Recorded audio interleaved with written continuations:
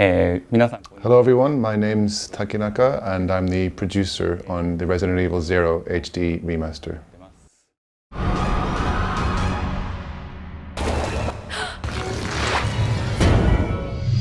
Resident Evil 0. So we were very lucky to have Oda-san involved, and it let us do things like remaster and brush up and add new content and even the new things like the new modes, while being confident that we weren't interfering with the original vision and we were keeping it in line with the sort of spirit of the original game. Other than Oda, we actually have other staff as well on the title, on the general team, who originally worked on RE0, so it's thanks to having these guys around that they can really put their passion from the original project back into the remaster, and I feel like that's really helped us go, to the next level above the usual quality you see from remake titles. When we re-rendered the model data that we still had, the files in the archive of from 13 years ago, there was all kinds of newly visible details that it showed me that even though we had to downscale the models at the time, the quality that they were actually designed in was really high. Unfortunately, that meant that there's some stuff that we had to really redo because there's details you could see now that you could never see in the original game. For example, we made a texture for the plate saying that you're about to go into the dining car, but it turned out we actually reused that texture in a lot of places that weren't the dining car because you couldn't read the text on it anyway at the time, and it just looked like it said something and it didn't really matter. But now that we can see it in full resolution, we had to redesign them because otherwise everywhere is the dining car. And for example, another one was that one of the posters that's up on the train, the person on it wasn't very visible originally, but now it's very clear to see. It's just a photograph of one of the programmers from the time, which is probably a nice in-joke at the time because nobody could really see it, but we had to redo that one now because it's kind of obvious. So in a way, even though it involved some extra work, I was really glad to see that the details were all in there, even from 13 years ago.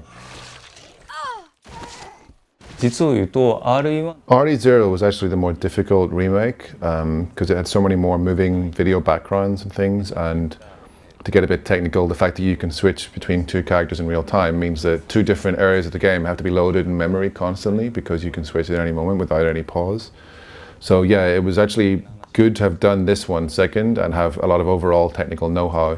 picked up from the original project. If we had done it in the other way around and done RE0 first, to be honest, it might have been so difficult we might not have made it to the subsequent remake. In terms of learnings on how to design the remaster, obviously the RE1 remake had tank controls included, which a lot of fans were happy about, but we got a lot of feedback that they wanted to go a step further because the GameCube version on which the remaster is based already modernized the shooting controls somewhat. A lot of fans said they wanted to get the original shooting controls from the PlayStation 1 version where you hold down R1 and press square to shoot. So we learned from that and we've included that as an option this time around in RE0, as well as the general tank controls versus modern movement controls option. So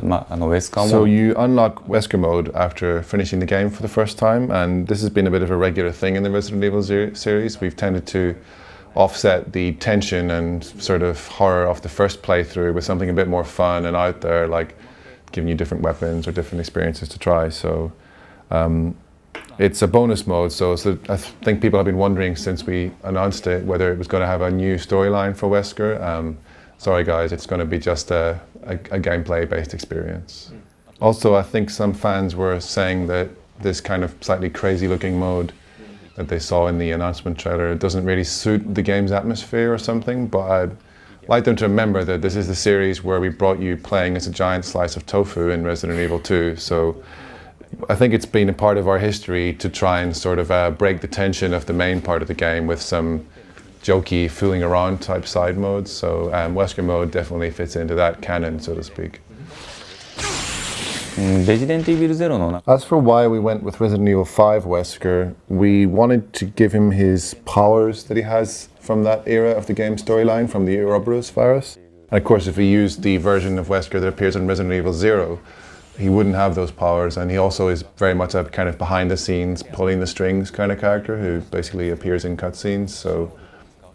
in order to make him fit the gameplay design we had in mind, we went with the Resident Evil 5 era version of Wesker.